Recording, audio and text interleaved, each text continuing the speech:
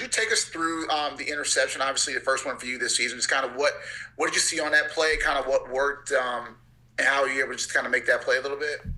Yeah, the receiver just kind of ran like a spray out. Ball was kind of behind him, so he had a hard time bringing it in, and then I was just driving him, trying to tackle him, maybe break up the pass, and then the ball kind of just popped up. So just kind of heads-up play, caught it, and then tried to get my feet in bounds.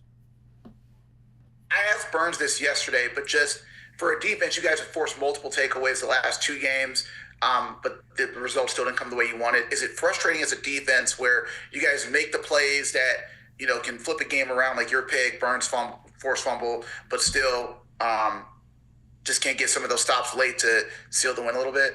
I mean, it's always frustrating whenever you don't win the game, so there's always more that we can do on our defensive end, some plays that we made, and then obviously some plays that we'd like to get back as well. So anytime we don't win, it's equally as frustrating, I would say.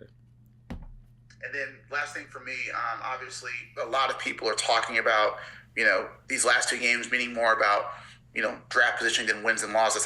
How do you as a veteran, block that out and focus on, hey, a win's more important than thinking about draft position or any of that nonsense? Yeah, I just approach every game the same way, whether it's first game of the season, last game of the season. So that's nothing that we really think about.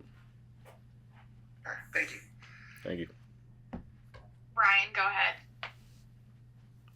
Sure. Try again. Can you hear me, Paulson? Yeah, what's up, Ryan? Hey, man. Thanks for doing this.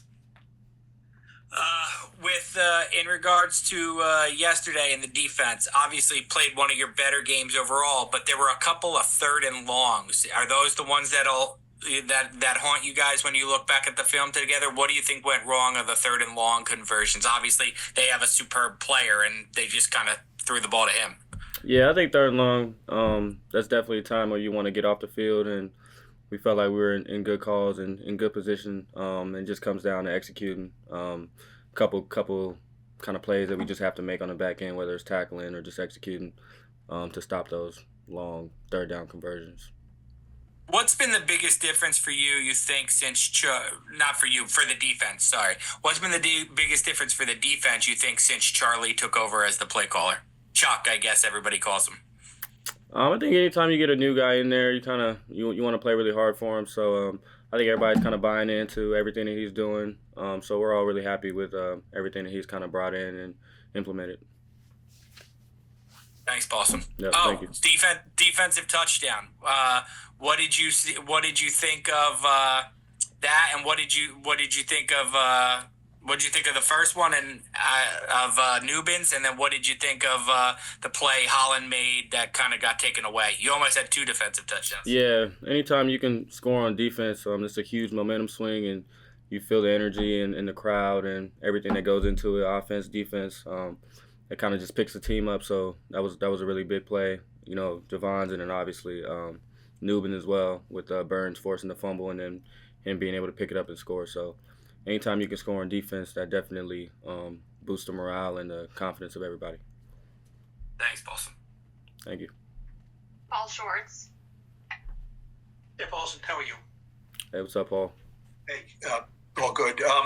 Obviously, when you signed with the Giants, I'm sure you had expectations of what you could do and what this defense could do and what this team could do. Looking back at that, can you put your finger on what went wrong? I mean, not with you, but with the team. And looking back at that decision, is it still the right one for you, do you think?